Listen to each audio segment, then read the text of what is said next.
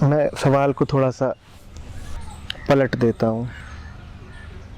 किसी चीज़ का अगर पता ही हो कि खो जाएगी और फिर वो खो जाए,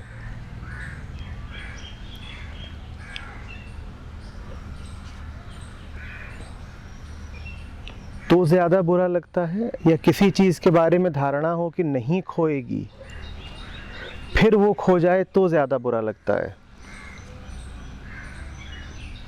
बताइए।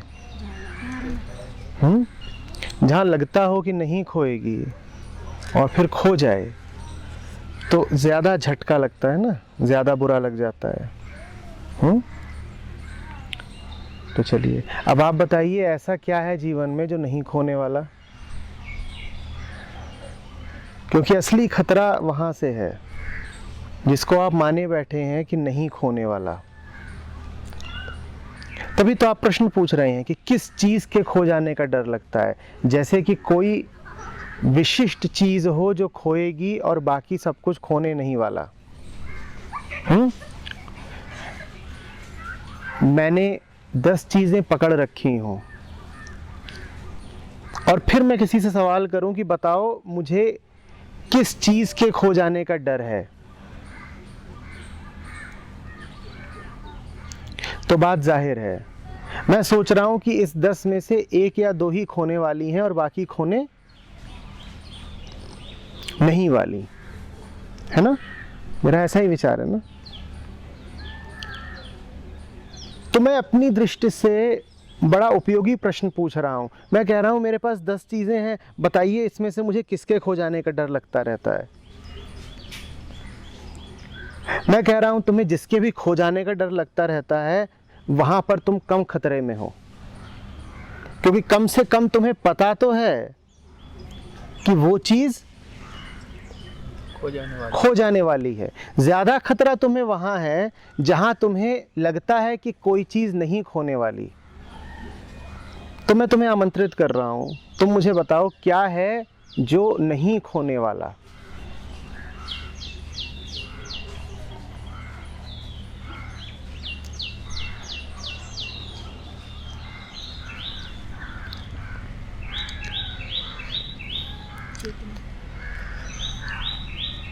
नहीं खोएगी, वो तो रोज सोते वक्त ही खो जाती है। अभी पीछे से एक फड़ियार आ जाए, देखिए खो जाएगी कि नहीं। मेरा होना नहीं खोने वाला। उसको तो लेकर सबसे ज्यादा आशंकित रहते हो। वही फड़ियर सामने खड़ा हो जाए तो सबसे पहले होना ही खोएगा। पढ़ी पढ़ाई बातें मत करो कि मेरा होना नहीं खोने वाला। मेरा होना में मेरा क्या, किस मैं की बात कर रहे हो? अपनी दिनचर्या को देखो तो ये जो देह और मन का तंत्र है, इसी को मैं कहते हो, इसी की खातिर 24 घंटे लगे रहते हो। तुम ईमानदारी से कह रहे हो कि ये मैं कभी नहीं खोने वाला, ये मैं तो बहुत ही दुर्बल है, ये तो सहारे पर टिका हुआ है, इसकी जान कभी भी जा सकती है, वेंटिलेटर पर है ये कैसे नहीं खोने वाला? इसकी तो रक्षा करना छोड़ दो, अभी खो जाए। इसी की रक्षा की खातिर तो रोज इतनी मेहनत करते हो और कह रहे हो ये मैं कभी नहीं खोने वाला। ये कैसी बात है?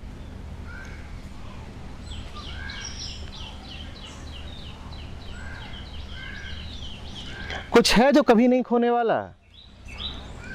अभी हम ये देख ही नहीं रहे कि क्या है जो खो जाएगा। हम क्या देख रहे हैं? कभी नहीं खोने। कि ऐसा कुछ भी है क्या जो कभी नहीं खोने वाला? इसको मैंने पहले कहा था कि आमंत्रित कर रहा हूं खोजने को, अब चुनौती दे रहा हूं। चलो कुछ खोज के दिखाओ जो तुम्हारे पास है और कभी खोने नहीं वाला। फिर हम इस सवाल पर भी आ जाएंगे कि क्या खोने का डर लगा रहता है। क्या पता फिर वो सवाल बचे ही ना। आत्मा खोने वाला नहीं है, लेकिन पता नहीं चलता। जब पता ही नहीं है तो है कहाँ आपका वो? मेरी चेतना। अभी तो बात हुई थी, सुनिए तो सही। सुबह कितने बजे उठे थे? 5:30 बजे। चेतना कहाँ थी? 5:30 बजे कहाँ थी? उस वक्त कोई बोलता डॉक्टर सत्यम पटेल तो चेतना कोई जवाब देती आपका? कब कहाँ थी चेतना? वो तो रोज आती है जाती है। और मैं तो फिर भी चेतना के स्थूल परिवर्तन की बात कर रहा हूं कि जागृति नींद में बदल गई। जब आप जगे हुए भी हो तो भी चेतना प्रतिपल रंग बदल रही है, और आप कह रहे हो चेतना खोने नहीं वाली।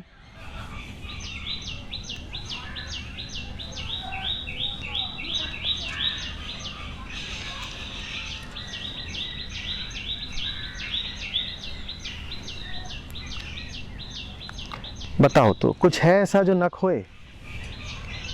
कुछ तो ऐसा बता दो जिसका भरोसा कर सको। देखने वाला। वो 5:30 बजे कहाँ था सुबह? ये सारी किताबी बातें एक खरे सवाल के आगे नहीं टिक पाती। दृष्टा कभी नहीं खोएगा।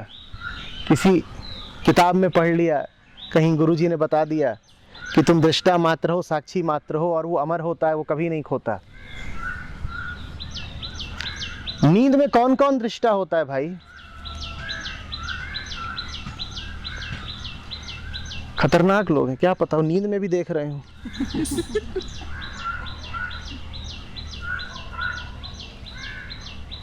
कैसी बातें कर रहे हो?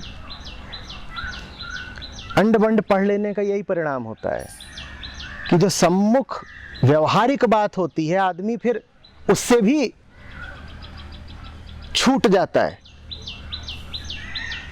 कम से कम कोई ऐसा आदमी जो अध्यात्म में दीक्षित नहीं है ये तो नहीं बोलेगा कि मैं सदा दृष्टा रहता हूं। बच्चा भी नहीं बोलेगा। बच्चे को भी पता है कि मैं जिसको दृष्टा भाव कहता हूं वो तो आनी जानी चीज है। ये तो छोड़ ही दो कि वो रात में खोती है। कोई है बैठा है यहाँ पर जो पलक न झपकाए? जब पलक झपकाते हो तो दृष्टा कहाँ चला जाता है? और तुम्हारे पास कोई दृष्टि है जो आंखों के अतिरिक्त हो? तुम्हारी तो सारी दृष्टि आंखों से ही है, और पलक झपकी नहीं कि आंख गई।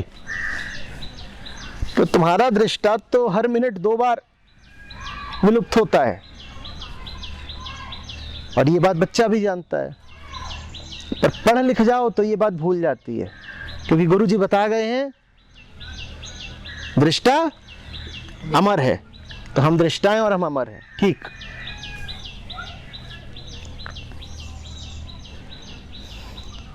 कभी पूछा भी तो करो गुरुजी से कि गुरुजी दृष्टा माने क्या और कैसे अमर है और कौन है वो दृष्टा? कुछ ऐसा तो बताइए जो जरा जमीन का हो। ये सब हवाई बातें ही होंगी।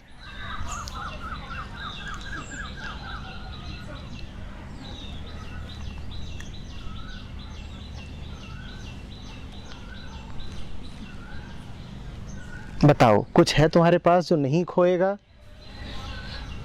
अंजनी कुछ है? ये दुपट्टा, वो पीछे जो काला काला पर्स इनका है, ये चश्मा, यादें, संगी साथी, घड़ी, चश्मा, घर, सम्मान,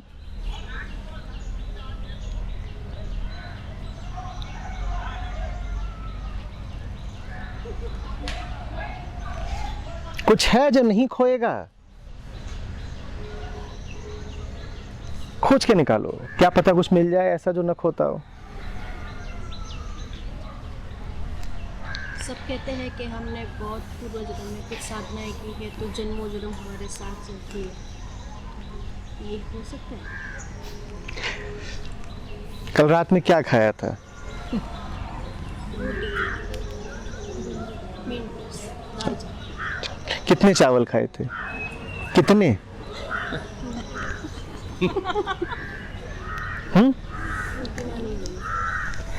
कल रात का पता नहीं, पूर्व जन्म का काम आएगा?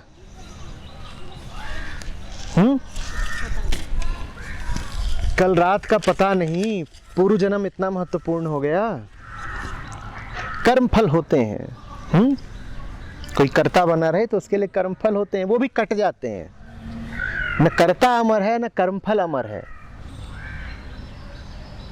दोनों को मिट जाना है, खो जाना है। मुझे बताओ कुछ ऐसा जो नहीं खोएगा।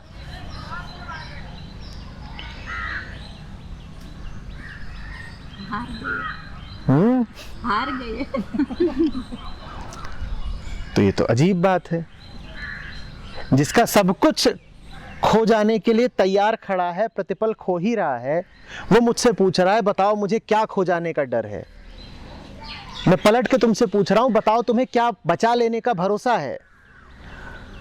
खो लेने का डर तो तभी होता है जब पहले कुछ बचा लेने का भरोसा हो। तो तुम मुझे बताओ तुम्हें क्या बचा लेने का भरोसा है? कुछ नहीं। तो फिर खो जाने का डर कैसे हो सकता है? जब सब कुछ ही बिना अपवाद के खो ही जाना है, तो फिर कुछ खो जाने का डर कैसे हो सकता है तुमको?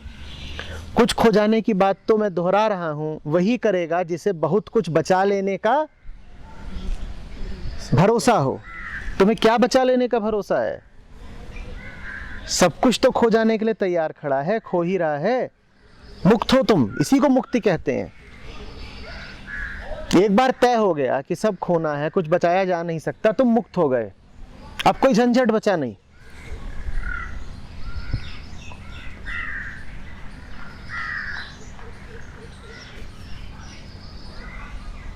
निश्चित रूप से डर से पहले झूठा भरोसा आता है। खो जाने के डर से पहले आता है बचा लेने का झूठा भरोसा। उस झूठे भरोसे की बात करो। किन झूठे भरोसों में जी रहे हो? जिन्हें भी डर सताते हो वो डर से हटें, अपने झूठे भरोसों पर ध्यान दें। बहुत सारे झूठे भरोसे हैं। फिर डरे डरे रहोगे, सख्त रहोगे, अकड़े हुए रहोगे, तने हुए रहोगे। और अगर कोई तना तना खड़ा रह जाए तो पीठ में दर्द हो जाता है ना? देखा है? लोच नहीं रह जाती। और कोई कारण हो नहीं सकता जीवन में तनाव का। निश्चित ही तुमने अपने आप को समझा लिया है कि तुम्हारे पास कुछ है जो छूटेगा नहीं, और उसी भरोसे से प्रेरित होकर तुम कह रहे हो कि अगर मैं कुछ चीजें बचा सकता हूं तो बाकी चीजें भी बचा ही लूंगा। एक आध दो चीजें तुम्हें अभी समझ में आ रही हैं कि नहीं बचेंगी, उनको लेकर तनावग्रस्त हो जाते हो। भाई ऐसा नहीं है कि एक आध दो चीजें ही नहीं बचेंगी। कुछ नहीं है तुम्हारा। ध्यान से देख लो, बिल्कुल नरम पड़ जाओगे, पानी की तरह बहोगे, हल्के हो जाओगे। नहीं तो बहुत तनाव रहेगा। मुट्ठियां भिंची हुई रहेंगी, जबड़े कसे हुए रहेंगे। जैसे किसी युद्धरत आदमी के होते हैं ना, जब आप युद्ध में होते हो तो अपनी हालत देखिए कैसी होती है, कैसी होती है। क्योंकि आप बचाने की कोशिश कर रहे हो, आप कुछ पाने की कोशिश कर रहे हो। और जो युद्ध में नहीं है वो हल्का है, उसे ना कुछ बचाना ना पाना, वो कहेगा जो होना है वो तो समझ में आ ही गया, वो मौज में रहता है।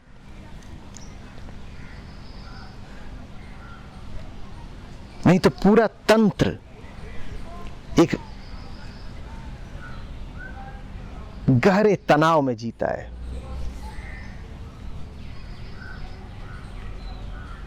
जिसको लगता हो कि उसका कुछ छीना जा रहा है, या जिसको लगता हो कि वो कुछ प्राप्त कर सकता है, उसे चिंतित होना ही पड़ेगा।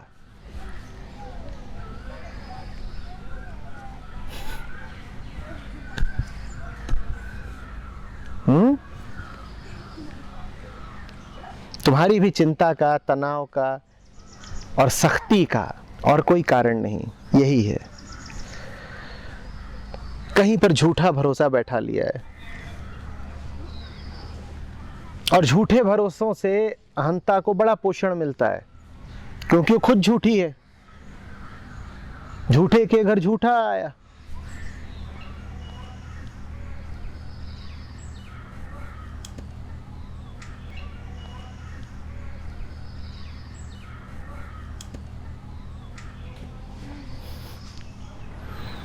भीतर जो झूठा बैठा है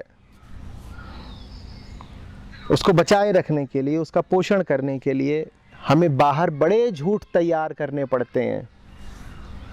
फिर हमें तकलीफ झूठ से नहीं होती, क्योंकि झूठ का पोषण करने के लिए तो झूठ चाहिए। फिर तो झूठ प्यारा लगता है, क्योंकि झूठ पोषण दे रहा है। फिर हमें तकलीफ होती है सच से। इसीलिए हमें मौत इतना सताती है, क्योंकि झूठा भरोसा है कि जो जैसा है वैसे ही चलेगा। तो फिर जब तथ्य सामने आता है तो हम चीत्कार करते हैं, सिहर जाते हैं, पागल हो जाते हैं। कुछ भी छीनना, कोई भी मृत्यु तुम्हें क्यों सताती अगर पहले तुम्हें भरोसा ना होता कि ये जो है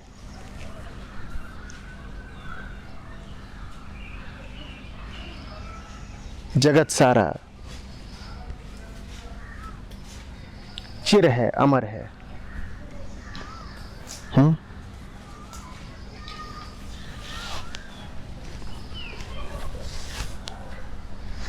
डर से, कष्ट से पहले आते हैं झूठे भरोसे, धारणाएं, मिथ्या ज्ञान।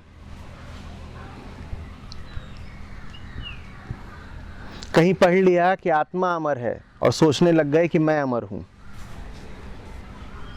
या सोचने लग गए मुझसे संबंधित कुछ है जो अमर है। नहीं, तुमसे संबंधित कुछ नहीं है जो अमर है। मिट्टी से उठे थे तुम, मिट्टी हो जाना है तुम्हें। तुम्हारा सम्मान, तुम्हारी मान मर्यादा, तुम्हारे रिश्ते नाते, तुम्हारी इच्छाएं, तुम्हारे विचार, तुम्हारा ज्ञान, तुम्हारी शान, सब मिट्टी है।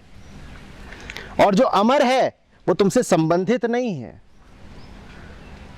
वो आसमान है तुम्हारा। जमीन पर मौतें होती रहती हैं, जमीन पर जन्म होते रहते हैं, आसमान को कोई फर्क नहीं पड़ता ना, वो अमर है। ये मत समझ लेना कि तुम्हारा कुछ अमर है, ये मत कह देना मेरी आत्मा अमर है। मेरी आत्मा जैसा कुछ होता नहीं, ठीक वैसे जैसे मेरे आसमान जैसा कुछ होता नहीं। आसमान किसी का होता है, जैसे आसमान किसी का नहीं होता वैसे आत्मा किसी की नहीं होती। पर लोग बात करेंगे मेरी आत्मा, फलाने की आत्मा, इत्यादि इत्यादि। इन्हीं सब मिथ्या धारणाओं पर चलने का अंजाम होता है एक तनावग्रस्त जीवन, एक डरा और सहमा हुआ जीवन।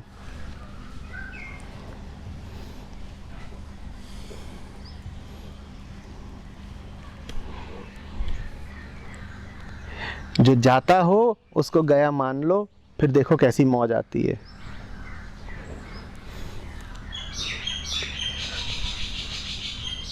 उधार की चीजें हैं, कुछ दिन को मिल गई, मौज मना लो। जब कोई लेने आए तो बुरा क्या मानना। जितना भी कुछ मिला है वो बोनस है। उधार की चीज थी, देने वाला आज भी ले जा सकता था, आज नहीं ले गया, 5 दिन बाद ले गया, तो ये 5 दिन क्या थे? बोनस। क्योंकि ले तो वो आज भी जा सकता था, संयोग की बात है आज नहीं ले गया, 5 दिन बाद ले गया। तो इन 5 दिनों का तो हम उत्सव मनाएंगे ना, या 5 दिन बाद रोएंगे कि क्यों ले गया। मजे की बात तो यह है कि वो आज ही नहीं ले गया।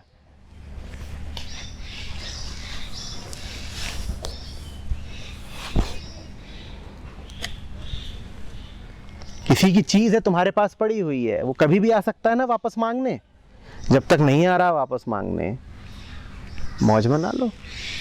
जब वापस मांगने आए तो हाथ जोड़कर साभार उसको लौटा दो। अब बताओ क्या खोने का डर है? जरूर चोरी करना चाहते हो, चीज ली है उधार में और नीयत बदल गई है। चाह रहे हो कि मांगने वाला कभी मांगने ना आए वापस, वस्तु लौटानी ना पड़े। क्यों ना लौटानी पड़े? जिसमें इतनी ताकत है कि दे सकता है, तुम्हें क्या लगता है लेने के समय वो निर्बल हो जाएगा? जिसमें इतनी ताकत है कि दे गया, निश्चित ही उसमें इतनी भी ताकत है कि तुम कितना भी बचाओ वो छीन भी ले जाएगा वापस। पर हमारा हिसाब बड़ा उल्टा है।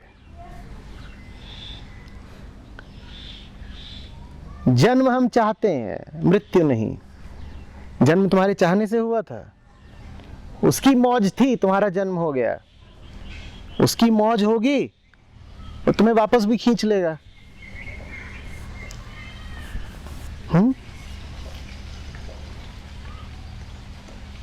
बोलो। तो जहां तक शारीरिक जन्म और मृत्यु की बात है, इसमें तुम अफसोस किस बात का कर रहे हो? तुम्हारी अपनी निजी कोई चीज होती और तुमसे कोई छीन ले जाता तो तुम्हें हक भी था शिकायत करने का। जो चीज मिली ही तुम्हें अनुग्रहवश है, या ये कह लो कि संयोगवश है, वो कोई अगर वापस ले जा रहा है तो तुम खोटे कौन हो शिकायत करने वाले? बताओ मुझे। और तुम्हारे पास क्या है जो तुम्हें संयोगवश नहीं मिला? दूसरी चुनौती। तुम्हारे पास कुछ भी ऐसा है जो तुम्हें संयोग के अलावा किसी भी और माध्यम से मिला हो? हाँ, तुम्हें कई बार भ्रम होता है कि तुमने अर्जित किया है, पर गौर से देखना, ये कमाना, ये अर्जित करना, ये पात्रता, सब फिजूल की बातें हैं। अगर ईमानदारी से देखोगे तो यही पाओगे कि जो मिला है उसके मूल में संयोग मात्र बैठा है।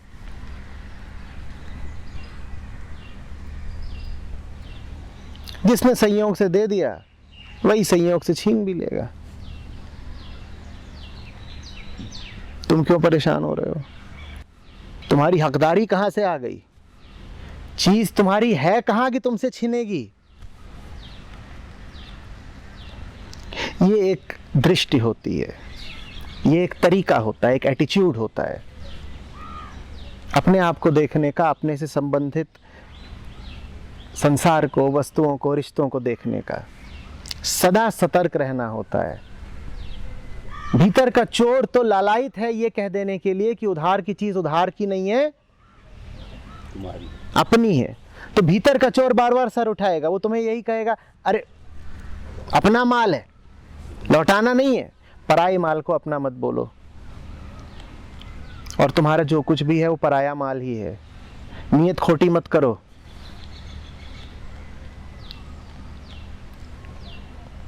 पराया माल है, तुम्हारे पास है।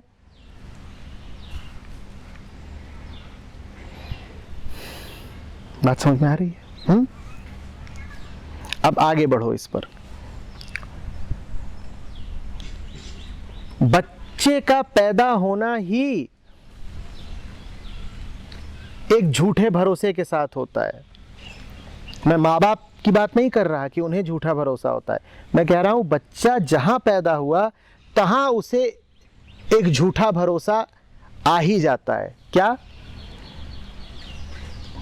जो कुछ है वो मेरा है, मुझसे संबंधित जो कुछ है वो मेरा है।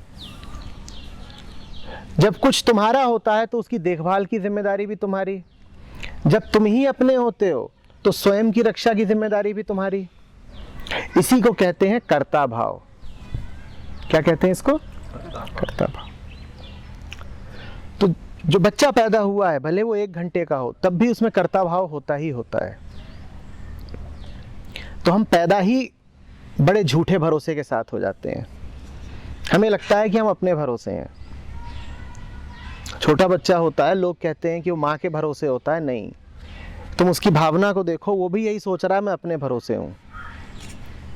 अगर वो यही सोचता कि माँ के भरोसे हूं तो शोर क्यों मचाता? पर देखा है कितना शोर मचाता है। वास्तव में उसे माँ से भी ज्यादा भरोसा अपने ऊपर है।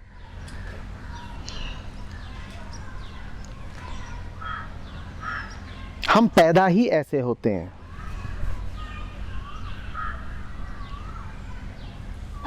हम पैदा ही ऐसे होते हैं। तो ये जो चीज मिली है हमें कुछ दिन के लिए, उस चीज का मिलना ही हमें इस भरोसे के साथ आता है कि वो चीज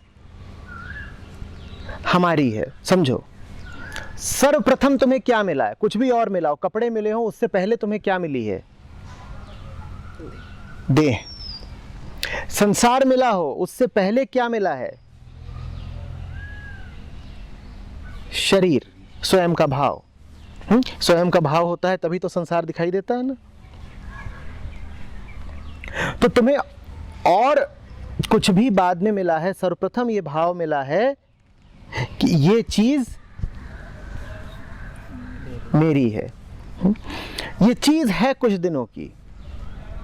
इसीलिए जानने वाले समझा गए हैं कि जितने दिन ये चीज है तुम्हारे पास, उतने दिनों का उपयोग इसी भाव से मुक्त होने में कर लो कि ये चीज तुम्हारी है। थोड़ी देर पहले हमने कहा कि अगर उधार की चीज तुम्हारे पास 5 दिन टिक गई है तो उन 5 दिनों क्या कर लो? मौज मना लो, उत्सव मना लो। अब हम उस बात को और परिष्कृत कर रहे हैं। हम उस मौज का, उस उत्सव का वास्तविक अर्थ समझना चाहते हैं। अगर ये चीज 5 दिन के लिए मिली है तुम्हें और किसी भी क्षण जा सकती है, तो उत्सव मनाने का वास्तविक तरीका है कि उन 5 दिनों में तुम इस भावना से मुक्त हो जाओ कि ये चीज तुम्हारी है। शरीरधारी होने का सम्यक उपयोग यही है कि तुम शरीर भाव से मुक्त हो जाओ। इससे तुम्हें फिर यह भी समझ में आ गया होगा कि जीवन का प्रयोजन क्या है। जीवन का उद्देश्य है मुक्ति, क्योंकि जीवन की शुरुआत ही होती है बंधन में। क्या होता है हमारा प्रथम बंधन? शरीर तो होता है, शरीर बंधन नहीं होता। शरीर तो होता है, ये भी शरीर है, ये शरीर नहीं है, ये भी शरीर है, ये सब शरीर ही शरीर है।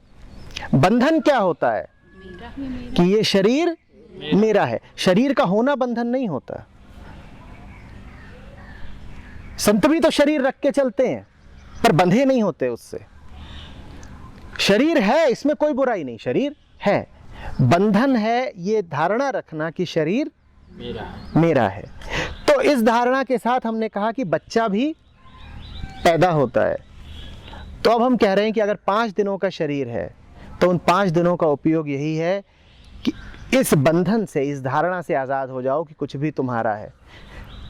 लोग बात करते हैं सत्य के अनुसंधान की, लोग बात करते हैं आत्मा की साधना की। सत्य का कोई अनुसंधान नहीं हो सकता। तुम बस ये कर सकते हो कि अपने मौलिक झूठ से आज़ाद हो जाओ। और तुम्हारा मौलिक झूठ यही है, ये मेरा है।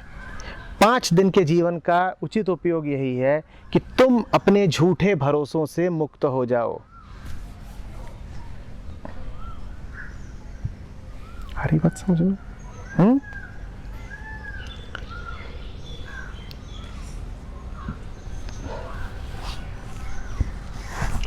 हम लगातार झूठे भरोसों में जी रहे हैं। जिस भी चीज पर भरोसा करते हो उसकी जांच पड़ताल करो। यही धर्म है तुम्हारा। निरंतर जिज्ञासा, निरंतर अनुसंधान, अन्वेषण।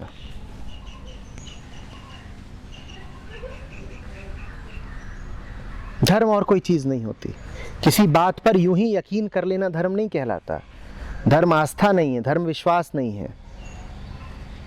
धर्म सर्वप्रथम ईमानदार जिज्ञासा है।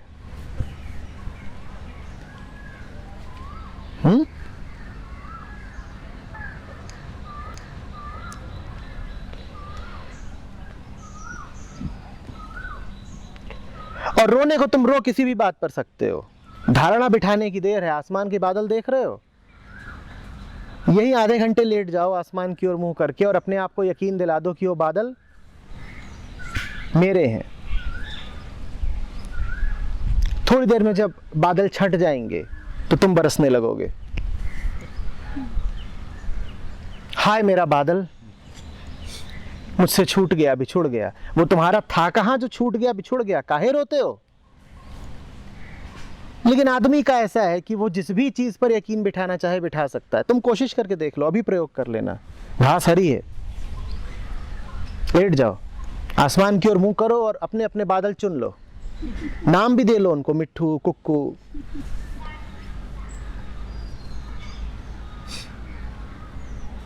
और फिर देखना जब बादल छटते हैं तो कैसी बरसात होती है। वो ऊपर से नहीं, नीचे से ही बरस रहा होगा।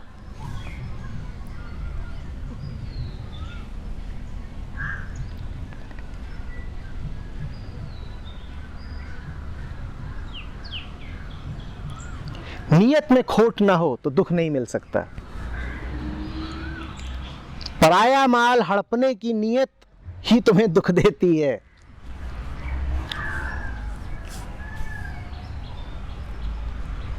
सब माल पराया है, हड़पने की कोशिश मत करो।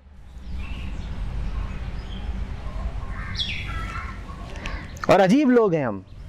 जैसे कोई बच्चा हो, वो किसी दूसरे का माल लेने जाए, हो गया दूसरे बच्चे की गेंद छीनने, और छीन नहीं पाया तो आके जोर जोर से पांव पटक रहा है और रो रहा है, और शिकायत क्या कर रहा है? मैं दूसरे की गेंद नहीं छीन पाया। इसी को कहते हैं एक तो चोरी, ऊपर से सीना चोरी। अधिकांश दुखी लोग ऐसे ही होते हैं।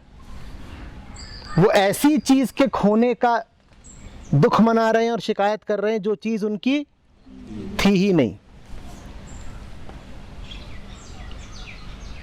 जैसे कोई डकैत मिले, बहुत अफसोस मनाता हुआ, और अफसोस क्या है उसको? आज डकैती असफल रही। और डकैत की डकैती असफल रहेगी तो उसे अफसोस तो होगा ना। ऐसे ही हम हैं। नीयत साफ रखो, दुख से बचे रहोगे।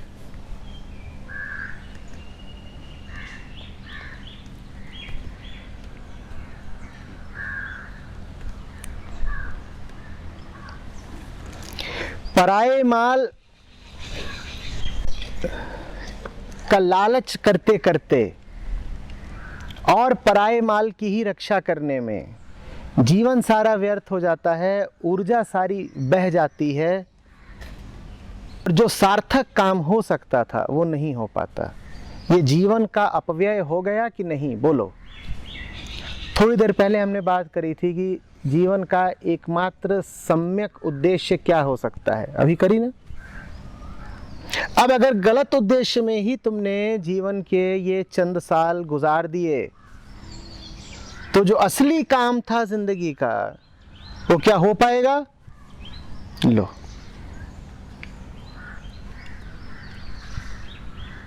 लगे रह गए पराये माल को बचाने में, कभी जान के कभी अनजाने में।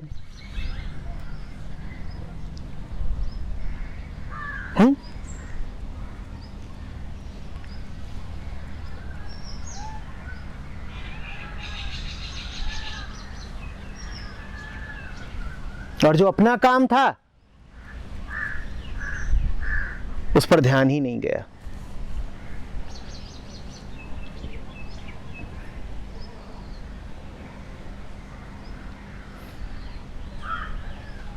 हो गई ना गड़बड़।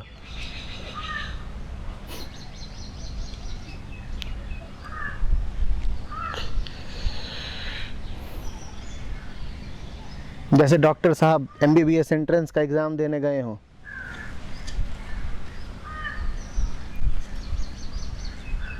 आप शरीर वाले ही डॉक्टर हैं ना, या PhD हैं? नहीं, कौन से वाले? सर ऑर्थोपेडिक सर्जन है।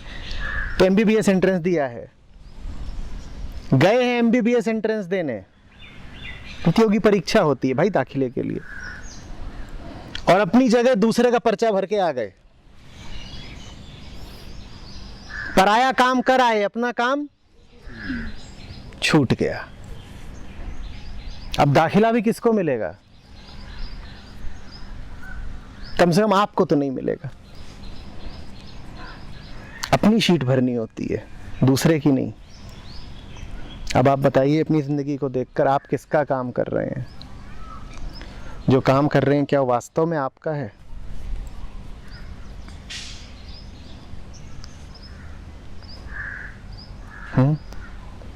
अगर आपका काम होगा तो उसकी निशानी ये होगी कि आपको डर नहीं लग सकता, और अगर आपको डर लगता है तो इसका मतलब आप पराया काम करे जा रहे हैं। तो डर बड़ी शुभ बात है। डर आपको सूचना दे देता है कि कुछ गड़बड़ है।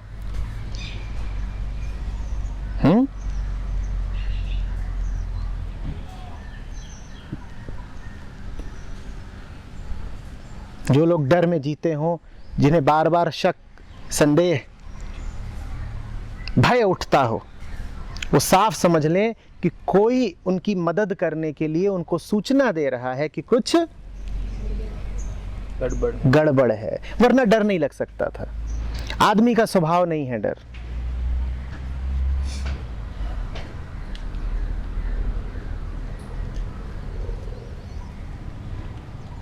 आदमी की बीमारी है डर।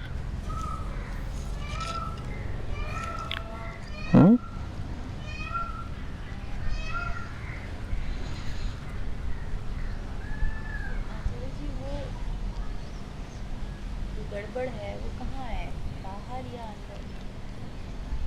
सब अंदर ही होता है, बाहर तो कुछ है ही नहीं। जो बाहर भी प्रतीत होता है वो है कहाँ? कल हम उस गुंडे की बात कर रहे थे, हमने कहा कि उसने आंखों पर कब्जा कर रखा है, और बाहर क्या है ये कौन बताता है? वही आंखें। तो बाहर कुछ होता नहीं। बाहर आपको जो भी प्रतीत होता है वो भीतर का ही प्रतिबिंब होता है, भीतर द्वारा ही प्रक्षेपित होता है, बाहर कुछ नहीं है। इसीलिए चूंकि हम सब के अंतर जगत अलग अलग होते हैं, तो हमारे बहिर्जगत भी अलग अलग होते हैं। ये दुनिया इस वक्त जैसी इनको दिख रही है वैसी इनको नहीं दिख रही, क्योंकि भीतर से अलग है, तो इसीलिए बाहर भी सब अलग ही दिखता है। तो ये कभी ना कहिएगा कि बाहर क्या है। बाहर जो है वो भीतर की छाया मात्र है।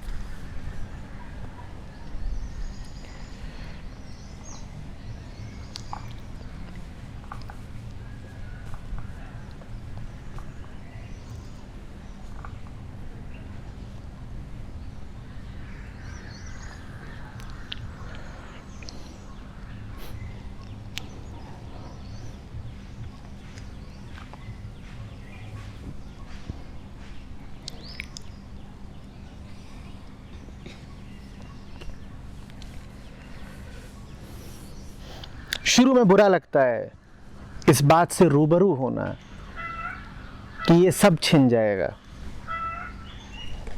थोड़ा झटका सा लगता है, किसी को भी लगेगा, क्योंकि इस देह की वृत्ति होती है क्या कर लेना? पकड़ लेना।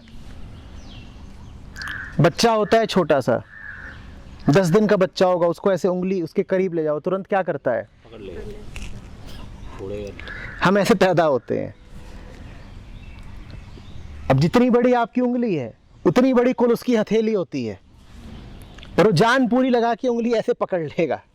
तो हम पैदा ही होते हैं पकड़ने को तैयार, क्योंकि मूल वृत्ति ही देह की होती है पकड़ने को आतुर। तो इसीलिए जब हम इस बात से रूबरू होते हैं कि ये सब कुछ जा रहा है, जाएगा, पहले भी गया है, आगे भी जाता रहेगा, ठीक अभी भी जा ही रहा है, तो कैसा लगता है? बुरा लगता है। कोई बात नहीं, अपने पर भरोसा रखो, ये सब अच्छा बुरा लगना झेल जाओगे, कोई बड़ी बात नहीं है झेल जाना। अभी से तैयार रहो, प्रतिपल देखते ही रहो, तैयारी की भी बात नहीं है, प्रतिपल देखते ही रहो कि ये सब कुछ तो समय की धारा में बहता ही जा रहा है। अभी जहां तुम बैठे हो, थोड़ी देर पहले यहां मोर बैठे थे, सुबह में यहां खड़ा होकर 2 मोर 3 मोर, एक आध मोरनी, वो कहाँ गए? बताओ कहाँ है, मुझे बताओ वो कहाँ है। और उससे भी थोड़ी देर पहले ये किला ही नहीं था यहां पर, और उससे भी थोड़ी देर पहले यहां 5 लाशें बिछी हुई थीं।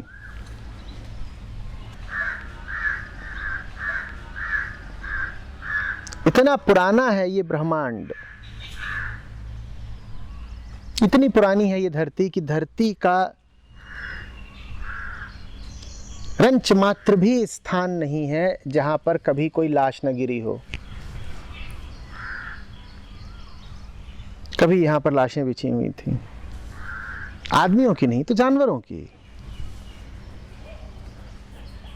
कभी यहां पर किसी ने बहुत हर्ष पाया था, कभी किसी को बहुत अमर्ष हुआ था।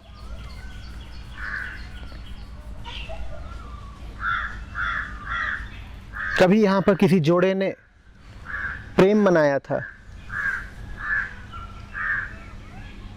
कभी यहां कोई किसी से बिछड़ा था, ठीक उस जगह जहां तुम बैठे हो। कहां गया वो सब? बताओ, बोलो।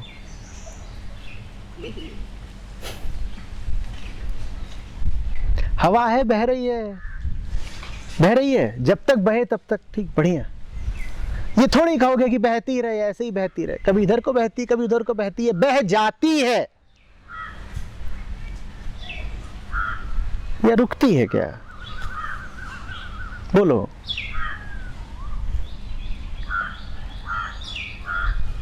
आई, बही, कभी सुकून दिया, कभी परेशान किया, लेकिन एक बात पक्का है, बह गई। चलो एक और चुनौती, हवा पकड़ के दिखाओ। अभी बह रही है, अभी मौका है, पकड़ लो। अरे यार, जब तक पकड़ने की बात करी तो रुक गई। ये भी सुन रही है।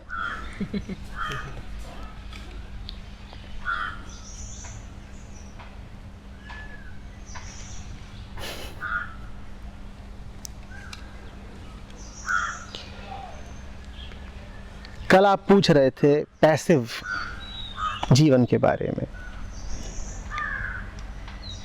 सबसे पहले जो हानिप्रद तरीके की सक्रियता है, एक्टिविटी है, उस पर नजर डालें, क्योंकि पैसिव तो हम हैं ही नहीं। पैसिव माने अक्रिय। पैसिव तो हम हैं ही नहीं, हम तो निरंतर क्या हैं? सक्रिय हैं ना। तो हम पहले अपनी सक्रियता पर नजर डालें या दूर की किसी धारणा जिसका नाम है पैसिविटी, अक्रियता, निष्क्रियता, उसकी बात करें? कहिए, बोलिए। आपके पास कोई मरीज आता है, आप उसकी बीमारी को देखते हो या उसे स्वास्थ्य के गीत सुनाते हो? बताइए, चिकित्सक होने के नाते आप क्या करते हो? आपका सारा ध्यान किस पर जाता है? जहां वो स्वस्थ है वहां पर जाता है या जहां वो बीमार है वहां पर जाता है? जहां वो बीमार है। हमारी क्रियाएं हमारी बीमारी है, पहले हम उनकी बात करें। और जीवन हमारा लगातार सक्रियता में ही बीत रहा है ना। आपको निष्क्रियता के पल मिलते भी हैं क्या? कभी ऐसा होता है कि आप ठहर ही गए, रुक भी गए? कभी अगर ऐसा होता हो तो अनुकंपा है उसकी, अन्यथा वैसा होता नहीं होगा। आप लगातार कर्मरत हैं, हम सभी। बोलिए, ऐसा है कि नहीं? और यदि हाथ पांव नहीं चल रहे होते तो क्या चल रहा होता है? ये भेजा चल रहा होता है, चल रहा होता है ना। तो हम ठहरने की बात करें या ये देखें कि हम भागे किस दिशा में जा रहे हैं? बताइए। ठहरना तो हमारे लिए सिर्फ एक सिद्धांत है, एक कॉन्सेप्ट है ना। ठहरे तो कभी हम है ही नहीं, ठहरने का तो हम स्वाद ही नहीं जानते।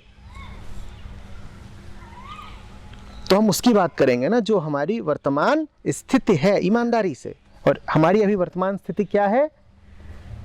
दौड़। सोद्देश्य दौड़ नहीं, लक्ष्य युक्त दौड़ नहीं, अंधी दौड़, बहकी हुई दौड़, रैंडम, हेफाजर्ड, ब्राउनियन मूवमेंट।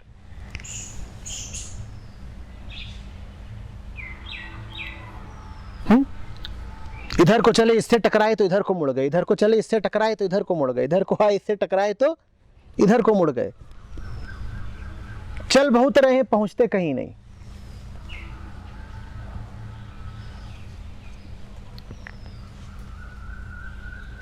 तो हम अपनी गति की बात करेंगे। हमारी गति अंधी है।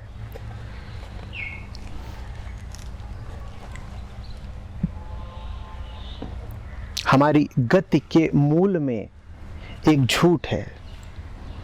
और अपने आप को दोष मत दीजिए, वो झूठ आपने जानबूझकर नहीं पकड़ा।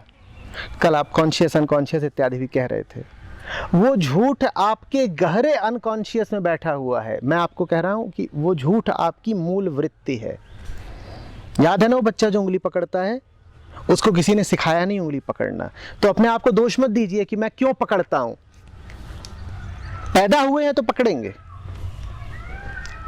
हम पैदा ही ऐसे होते हैं, पैदा हुए हैं तो पकड़ेंगे।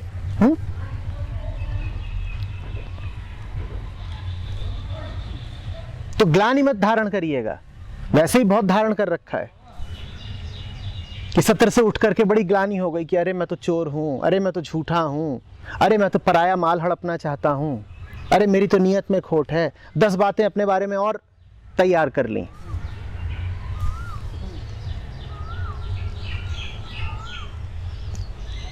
पैदा ही गलत हुए हैं, मैन्युफैक्चरिंग डिफेक्ट है।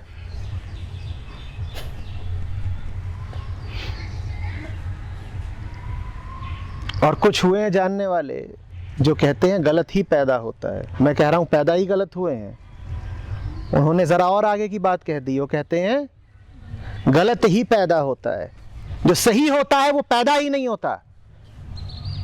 बुल्ले शादी जात का पुछनी, ना पैदा ना पैद। जो सही होगा वो कभी पैदा नहीं होगा, जो गलत होगा वही पैदा होगा।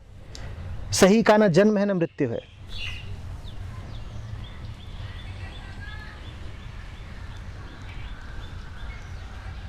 बुल्ले शादी जात की पुछनी, ना पैदा ना पैद।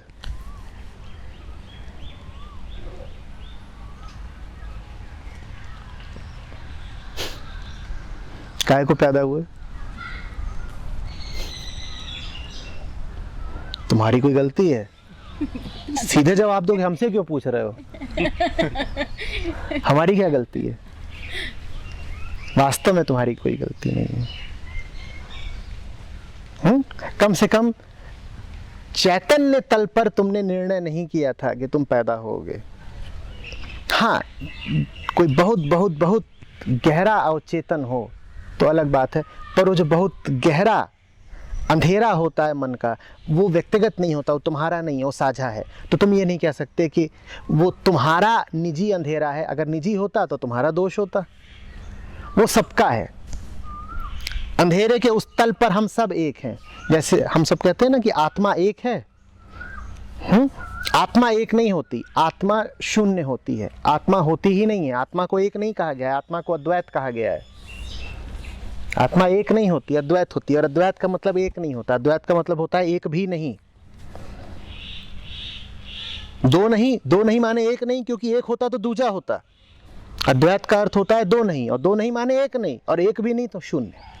आत्मा शून्य होती है। एक होती है मूल वृत्ति, एक होती है मूल अहंता, और उस मूल अहंता के तल पर समस्त प्राणियों में एकत्व है।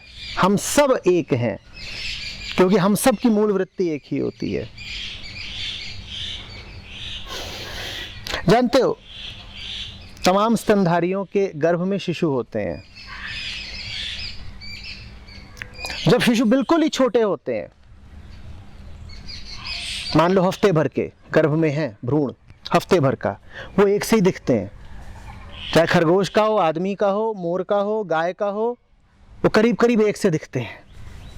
मूल वृत्ति एक होती है। मैं जो बात बोल रहा हूं वो बहुत वैज्ञानिक नहीं है, इशारा भर कर रहा हूं, समझना। वो जैसे जैसे गर्भ में प्राणी बड़ा होता है, फिर अलग अलग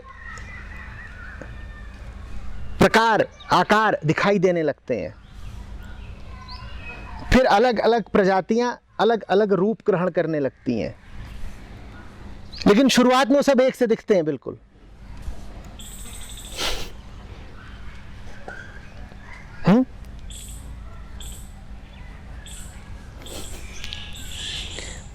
तो वो जो मूल वृत्ति है, जीव वृत्ति, मृत्यु वृत्ति, जन्म वृत्ति, वो हम सबकी एक है। हम वहां पर एक होते हैं। और उस तल पर, उस वृत्ति के तल पर सारे इंसान ही दुनिया भर के एक नहीं हैं, समस्त जीव एक हैं।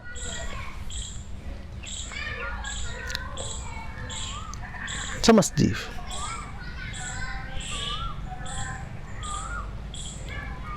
तुम पूछोगे कि ये तो आपने चैतन्य जीवों की बात की, क्या चैतन्य जीव जड़ पदार्थ से भी एक हैं? तो मैं कहूंगा पगले, वो मूल वृत्ति होती ही तो जड़ पदार्थ को है। किसको ये मूल वृत्ति है कि यूं पकड़ लूं? किसको? जड़ पदार्थ को ही तो। वो जो चैतन्य वृत्ति है, भले ही वो चेतना मिलावटी चेतना हो, मिश्रित चेतना हो, अशुद्ध चेतना हो, वो चेतना किसके माध्यम से काम करती है? जड़ पदार्थ के माध्यम से ही तो काम करती है ना। तो ये मत पूछना कि आपने ये तो कहा कि सारे जीव एक हैं, क्या मिट्टी और पत्थर भी एक है? अरे चेतना से अवलंबित होकर मिट्टी और पत्थर ही तो दूसरे मिट्टी और पत्थर को पकड़ते हैं। चैतन्य जीव ना हो तो जड़ को जड़ भी कौन बोलेगा? तो जड़ तो चैतन्य की छाया है। चैतन्य की छाया जब जड़ पर पड़ती है तो जड़ कभी जड़ दिखता है और जड़ कभी चैतन्य दिखता है। तुम ही तो कह रहे हो ना कि यहां कुछ लोग बैठे हैं जो चैतन्य हैं और ये इमारत है जो जड़ है। तुम ही तो कह रहे हो। तो तुम्हारी चेतना की छाया जब संसार पे पड़ रही है तो वो कुछ चीजों को कह देती है चैतन्य और अन्य चीजों को कह देती है जड़। तुम ना हो तो यहां कौन घोषणा करेगा कि क्या चैतन्य और क्या जड़? तो एकत्व के तल पर इतना ही समझना काफी है कि समस्त जीव एक हैं, समस्त चैतन्य जीव एक हैं। अपनी गलती मत मानना। तुम्हारी गलती कब है? तुम्हारी गलती तब है जब तुम जीवन का निरर्थक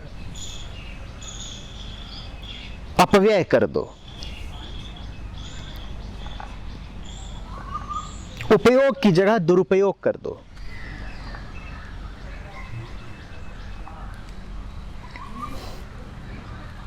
जीवन मिला था मुक्त हो जाने को और उसकी जगह तुम अपने बंधनों को ही पोषण देते रह जाओ। और बड़े खेद की बात है कि 1000 में से 999 लोग जीवन अपना ऐसे ही बिताते हैं। वो अपनी बेड़ियों को चमकाते हैं। बेड़िया पहन के ही पैदा होता है छोटा बच्चा, और जीवन अपना बिता देता है वो अपनी बेड़ियों को चमकाने में, उतारने में नहीं, चमकाने में। वो चमका रहा है अपनी बेड़ियां।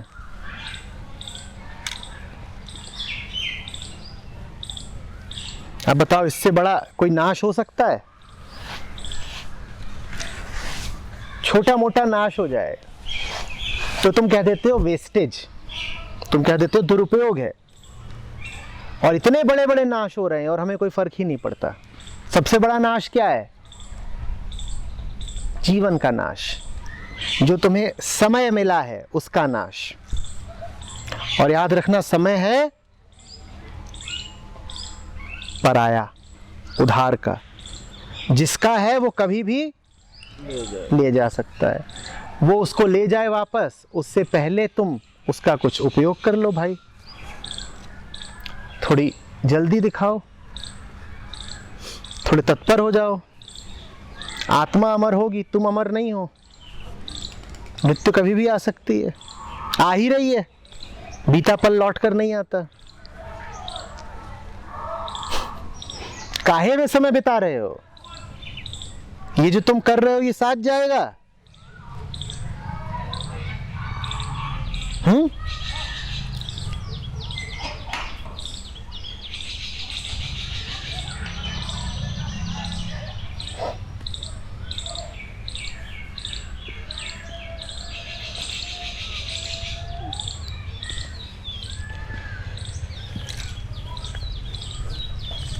कुछ छिन जाता है तुमसे, तुम्हें दुख होता है।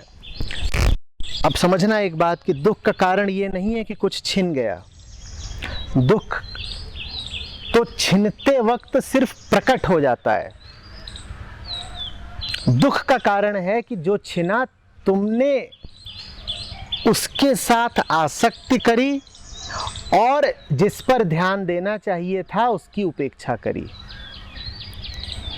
तुम दो गलतियां एक साथ करते रहे और गलतियां करते वक्त बेहोश थे, इसीलिए तुम्हें दुख का भी अनुभव नहीं हुआ। बेहोश आदमी को कोई दुख लगता है क्या? कौन सी दो गलतियां हैं जो सदा एक साथ होती हैं?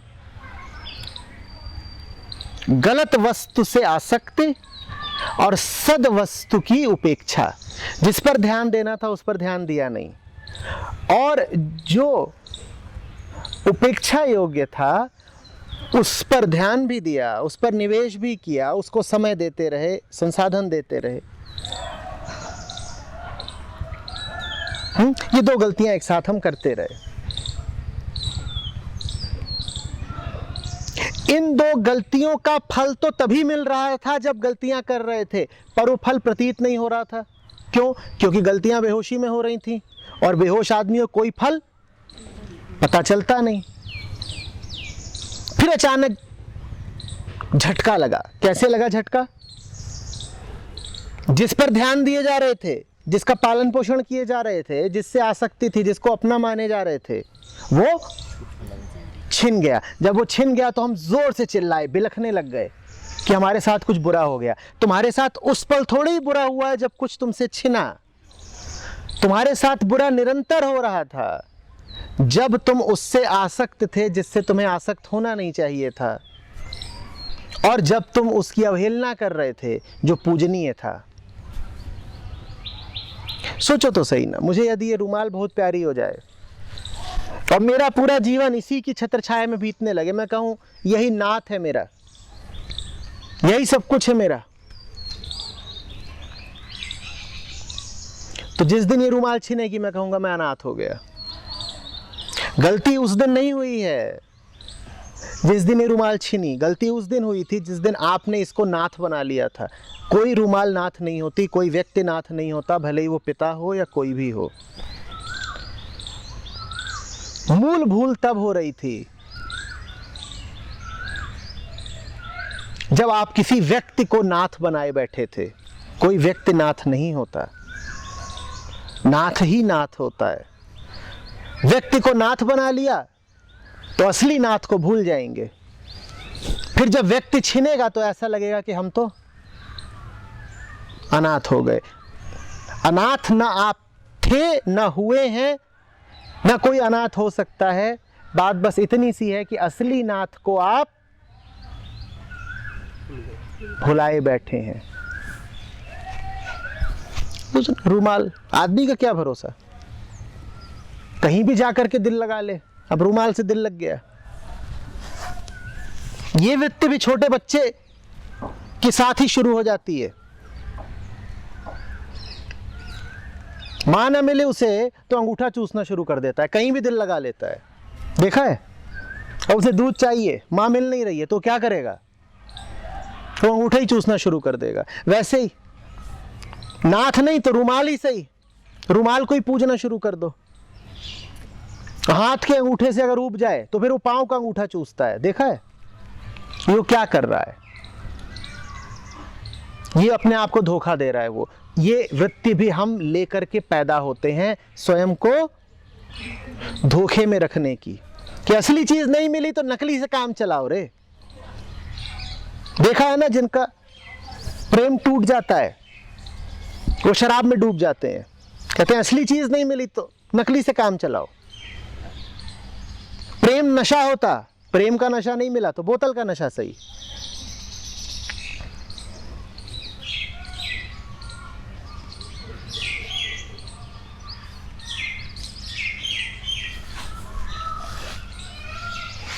समझ रहे हो? हम ऐसे होते हैं। और याद रखना, इतनी देर में मैंने सत्य के बारे में, परमात्मा के बारे में कुछ भी ना बोला होगा या बहुत कम बोला होगा। मैं 99% चर्चा किसके बारे में कर रहा हूं? अपने बारे में। हम कैसे हैं, हमारी वृत्तियां कैसी हैं, हमारी सोच कैसी है और हमारी झूठी धारणाएं कैसी हैं, उसी को देखना जरूरी है। यही अध्यात्म है। किसी तुम परम पिता की उपासना करने लग जाओ अपनी बेहोशी में, अपने अंधेपन में, इसको अध्यात्म नहीं कहते। आत्मज्ञान का अर्थ होता है अहंकार का ज्ञान, कि देखो कि ये जो तुम्हारा तंत्र है ये कैसे गति करता है, अहंकार के तौर तरीके क्या है, वो चाहता क्या है, कहाँ छुप के बैठता है।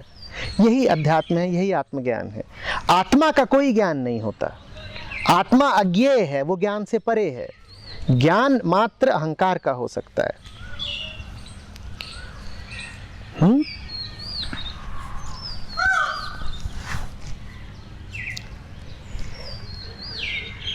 आ रही बात समझ में? गुरु जी, सत्य का कोई अनुभव नहीं हो सकता, केवल झूठ का ही अनुभव हो सकता है। इतने अनुभव हो रहे हैं, यही काफी नहीं है क्या? इसके लिए भीतर से कोई धन्यवाद नहीं उठता? ये पत्नी है, ये साथ में बैठी है, ये एक अनुभव है ना। इसके लिए क्यों नहीं धन्यवाद देते? वो बच्ची है पीछे, इसके लिए क्यों नहीं धन्यवाद देते कि इनका अनुभव हो रहा है? उसकी कृपा से तुम्हें ये सब अनुभव होते हैं। अनुभव में और उसमें रिश्ता क्या है समझना। उसका अनुभव नहीं होता, पर उसकी कृपा से ये सब अनुभव होते हैं। उसका अनुभव नहीं किया जा सकता, पर वो ना हो तो तुम्हें कोई अनुभव ना होगा। वो है इसलिए सारे अनुभव हैं, पर मन मानता नहीं। अहंकार कहता है नहीं, मुझे तो उसी को पकड़ना है। नहीं पकड़ पाओगे। ये उंगली अपने आप को पकड़ सकती है? बस